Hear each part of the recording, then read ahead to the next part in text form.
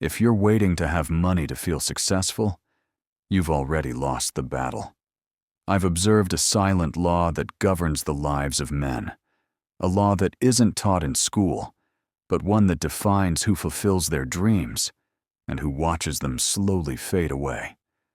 It's not the smartest who succeed. It's not the hardest worker. It's the one who first believes they already are. Maybe you've followed all the right steps. You wake up early, study, repeat affirmations, stay disciplined. But something still isn't working. What if I told you the problem isn't what you do, but what you assume you are? Because your outer world doesn't respond to effort, it responds to identity. And in this video, you'll discover how Napoleon Hill taught men to live as if they had already won, before anything appeared. Welcome to the Code. If you've ever felt like you were meant for more, but the world doesn't seem to notice, this video is your confirmation. We're not here to entertain you. We're here to remind you who you are and reveal the invisible laws that govern success, wealth, and personal fulfillment. So take a deep breath, because what you're about to hear could change how you see money, your mind, and your destiny. I've walked among brilliant men with talent, strength, education, and ideas. And yet I've watched many of them fail. Why? Because they thought like poor men, even when they lived like professionals. Because they felt insecure, even when surrounded by opportunity. Because they waited for proof before allowing themselves to believe. Let me be crystal clear. No man becomes great after success. He becomes great the moment he convinces himself he already is. Napoleon Hill taught it clearly. Whatever the mind of man can conceive and believe, it can achieve. But most people forget that second word. Believe. Dreaming is not enough. Visualizing is not enough. If you don't deeply believe in what you already are, your mind won't lift a finger to help you. Have you ever wondered why repeating affirmations every day still doesn't change anything? It's because you're saying them from the wrong identity. It's not enough to say, "I am abundant." You must feel abundant. Everything you see in your life, your bank account, your relationships, your opportunities, they're not causes. They're effects. They're the echo of your self-concept. They reflect what you silently assume you deserve. Napoleon Hill discovered this after interviewing over 500 millionaires. And among them all, there was an invisible pattern. Wealth wasn't what made them feel successful. Their feeling of success is what led them to wealth. Most people do it backwards. They wait to have money to feel secure. Wait to find love to feel worthy. Wait for permission to feel valuable. But it doesn't work that way. The external world always follows the internal state. Do you want to change your world? Then don't start with your bank account. Start with who you are when you look at it. One of the most ignored truths by those who want success is this: you must act as if you already are the person you want to become. Not tomorrow. Not when things improve. Now, Napoleon Hill didn't teach people to wait for results. He taught them to embody results before they arrive. And this isn't arrogance, it's cause. Faith is the inner state of certainty that precedes all external manifestation. Napoleon Hill. Picture this. A man wants to be rich, but he thinks like he's broke, talks like he's broke, acts like he's broke. So what do you think the universe understands? That this man has already decided who he is, and everything around him will align to confirm that identity. Because life doesn't give you what you wish for, it gives you what you assume you already are. When Napoleon Hill spoke of definiteness of thought, he didn't just mean having a clear goal. He meant living with a defined consciousness, moving with the energy of someone who's already achieved what they seek. So let me say it plainly. If you're waiting to have so that you can be, you'll always live behind. Always one step short. Always feeling like something's missing. But if you choose to be now, then the having will come as a result. This is what Napoleon Hill called the power of autosuggestion. It's not about repeating empty phrases. It's about implanting a new idea of yourself until your body, your language, your voice, and your spirit speak that new identity. Because real change doesn't begin with action. It begins with assumption. And acting as if you already are. It's not pretending. It's revealing. It's remembering the version of you that already exists. The part that doesn't need proof to feel secure. The part that already feels chosen. That's how the greatest men lived, according to Napoleon Hill. Henry Ford behaved like a leader, before anyone called him one. Andrew Carnegie spoke like a magnate, before he had a penny. Thomas Edison believed in his invention, before he had any proof. And you? Are you willing to act from the end, before the path appears? Or will you keep waiting for life to give you permission to believe? If your inner state doesn't change, your outer world never will. You can work hard, learn every strategy, surround yourself with successful people. But if deep down you still feel small, insecure, or unworthy, that's what life will mirror back to you. Napoleon Hill said it clearly. The subconscious mind doesn't distinguish between what's real and what's imagined. It accepts as true whatever you feel as true. In other words, reality doesn't begin outside. It begins within you. Most people live reactively. They look at what is and let that shape their emotions. If their account is empty, they feel broke. If their phone is silent, they feel forgotten. If there are no results, they feel like failures. But that's not creation. That's repetition. Do you know what those who transform their lives do? First, they decide how they will feel. Then, they let the world follow. Their inner state is not a reaction. It's a declaration. And you can do the same. You can say, I feel abundant, not because I see it in my account, but because I've planted it in my mind. Napoleon Hill called this emotional autosuggestion. It's not enough to say it.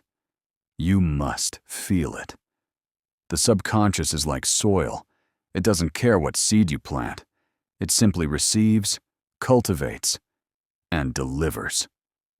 So ask yourself, what are you planting today? Fear? Doubt? Scarcity? Or are you planting a clear image of who you already are, even if no one else sees it? When you assume that image, when you breathe it, speak it, defend it, life has no choice but to align, because the universe doesn't respond to what you ask for. It responds to your frequency. And your frequency isn't your words, it's your state. Many talk abundance while vibrating scarcity. Many ask for confidence while acting in fear. Many say, I can, but secretly feel unworthy.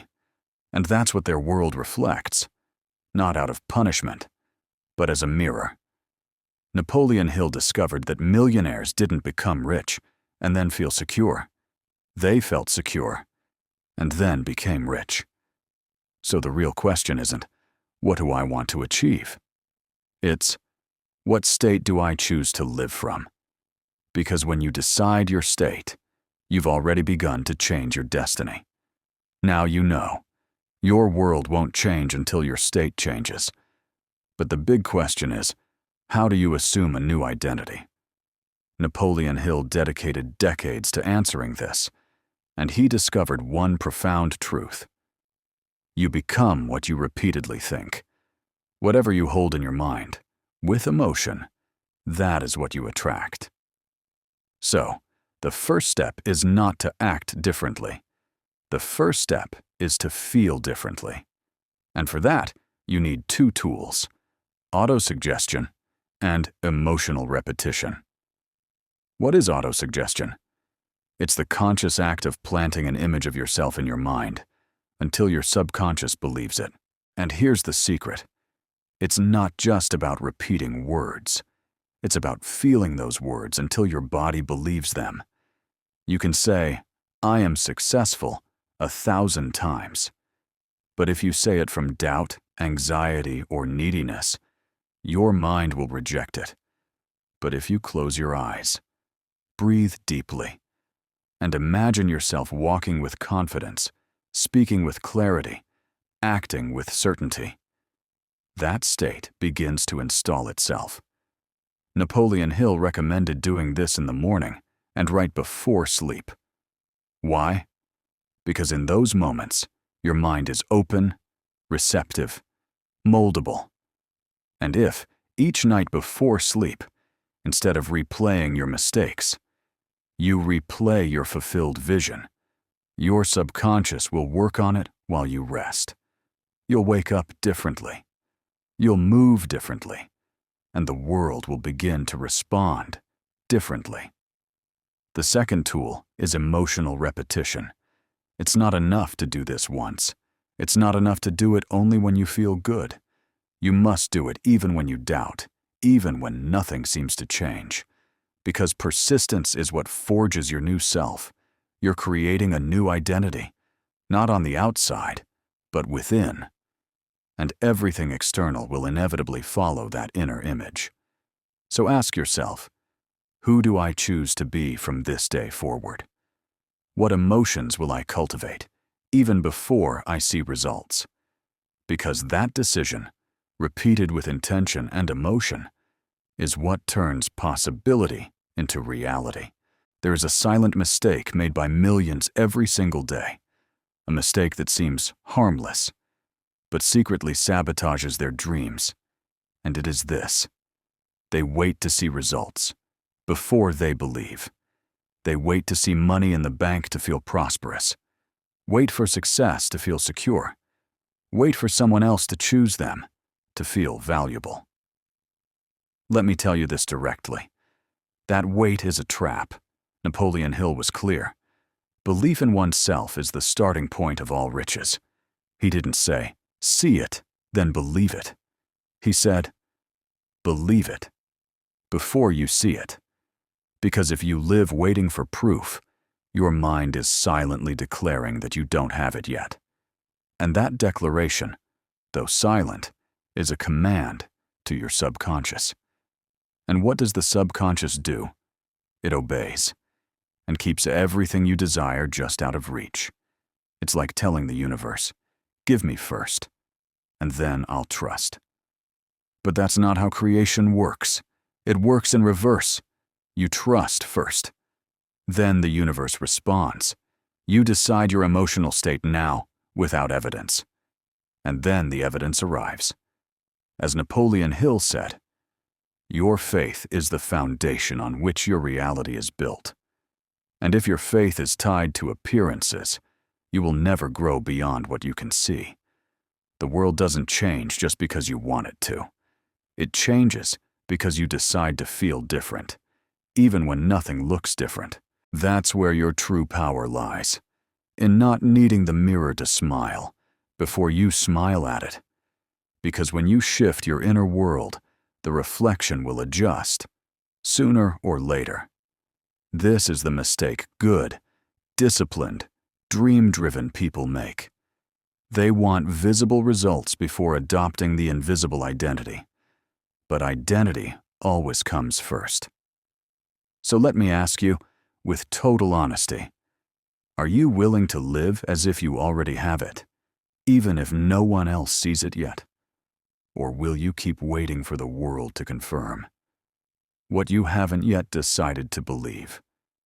A belief, even if false, if persisted in, becomes fact. That's what Napoleon Hill taught. And that's how the great men he studied transformed their destiny, with a simple decision: not to turn back. Because all of us, at some point, face the same test. Reality hasn't changed yet, and the mind starts to doubt. Napoleon Hill called this the silent test. It's not a battle against the world. It's a battle against your old assumptions. You've chosen to feel abundant. You've started to move as someone who has already won. But the bank still looks the same. The circumstances haven't shifted. And that's the moment when most people quit. They say, "This isn't working," and they return to their old identity, just as the new one was about to materialize. But do you know what the ones who truly change their life do? They persist. They persist in their vision. They persist in their emotion. They persist in their state, even when the world says otherwise. Napoleon Hill said, "Faith is not something you have, it's something you hold." It's the conscious choice to stay loyal to the invisible, even when the visible screams the opposite. Imagine a sculptor staring at a block of stone. Each strike is small, each shape barely noticeable. At first, it seems like nothing is happening. But with patience, persistence, and faith, the form emerges. That's how your mind works. Each day you persist in your new identity. Each time you choose vision over circumstance. You are sculpting a new version of yourself. Don't expect the world to applaud at first. Don't expect instant proof. Because this is not magic. This is law. And every law needs time to operate. The important thing isn't whether you have doubts. What matters is that you don't live from them. You may feel fear. You may feel resistance. But don't give those emotions your identity. Return, again and again, to the state of fulfilled desire. Because the more you persist, the more real that version of you becomes. Not through intensity, but through consistency. And one day, without warning, the world will reflect what you've been planting for so long. And in that moment, you'll understand that true faith doesn't shout, it whispers. And the one who persists in that whisper will one day hear the echo of their dreams fulfilled. Look around. Observe your world, your financial situation, your relationships, your opportunities, your obstacles. Everything you see, it's not a cause, it's a mirror. Napoleon Hill was emphatic. The world you live in is a mirror of your state of consciousness. What you're experiencing today isn't the result of what you did yesterday. It's the result of what you thought, believed, and felt as true. Most people try to change their reality from the outside. They change jobs, change partners, change cities. But they don't change their identity. They don't change what they assume to be true about themselves. And that's why their reality just repeats itself. The forms change, but the core stays the same. Because no matter how many times you redesign your environment, if you don't redesign your mind, everything else will reflect the same thing. Napoleon Hill called this the law of the mind, dominated by faith. Whatever you believe with faith becomes your objective reality. People think they live in an objective world, but really, they live in a world interpreted through their internal lens. Two people can go through the same situation, and one feels powerful, while the other feels like a victim. Why? Because each one is projecting their own self-concept. One assumes he is capable, and everything confirms that. The other assumes he's doomed to fail, and finds evidence too. It's like walking through a city wearing tinted glasses. It doesn't matter if the street is white. If your lenses are blue, you'll see it blue. Your lenses are your consciousness, and if you don't change them, your entire world will be filtered through that invisible programming. The question isn't, what's happening out there? The real question is, what am I projecting out there? If you assume that money is scarce, life will show you scarcity. If you assume you're invisible, people will ignore you. If you assume you can't, the universe will respect your decision. But if you assume you are valuable, worthy, capable, abundant, then your world will begin to shape itself according to that assumption. The power is not in what you do first. The power is in what you decide to be. And then, everything else follows. There's something all truly successful men have in common. And it's not money. It's not education. It's their energy when they walk into a room. Napoleon Hill said it over and over. The attitude with which you do something is more important than what you do. Because your attitude is the language of your identity. The world hears your tone of voice, your posture, your silence, your pause, long before it hears your words. So let me ask you, how does someone walk who knows they're valuable? How does someone breathe who already feels wealthy? How does someone respond when they no longer need to prove anything? Raising your standard of being doesn't mean being loud or flashy. It's not about faking confidence. It's about walking with the quiet dignity of someone who already knows their worth. Napoleon Hill saw this in Carnegie, in Edison, in Ford. All of them had unshakable self-concepts. Even before success, they acted from a solid, defined identity. And that identity, what did it do? It attracted the right circumstances. Because life doesn't respond to your needs. It responds to your energy. Most people live from fear of loss. They speak with hesitation. They walk in a rush. They shrink in the presence of others. But those who feel abundant, they walk slowly. They speak with intention. They show presence. They're not chasing anything. They're letting everything come to them. Raising your standard of being means asking yourself every day, how does the version of me who already achieved this behave? And then living from that energy, not as performance, but as a quiet affirmation. Napoleon Hill said, "The subconscious interprets your actions as instructions. So when you speak clearly, decide firmly, and act intentionally. Your mind and your environment assume this is now normal for you. And when that becomes your new normal, your world transforms to meet it. Every great change begins with a new story, but not the one you tell others, the one you silently repeat when no one is listening." Napoleon Hill discovered that your inner dialogue is the silent architect of your reality. You are the result of your dominant thoughts, not the ones you think once, but the ones you think every day. That's why the most powerful habit you can develop is rewriting your internal script. How? Napoleon Hill recommended a sacred moment, nightly revision. Before going to sleep, don't lie down carrying the weight of failure, doubt, or fear. Don't let your mind fall asleep in chaos. Instead, close your eyes and ask, who was I today? Did I act like the self I desire to be? Where can I raise my standard tomorrow? Then, replay the day how you wish you had lived it. Walk with clarity. Decide with certainty. Move with purpose. Rehearse that ideal day. Let that vision be the last thing your subconscious receives. Why? Because while you sleep, your mind doesn't rest. It records, repeats, and strengthens the last emotion you gave it. And if that emotion is confidence, vision, gratitude, success, then your nervous system begins to align in that direction. This is the simplest and deepest way to become someone new. You don't need complicated affirmations.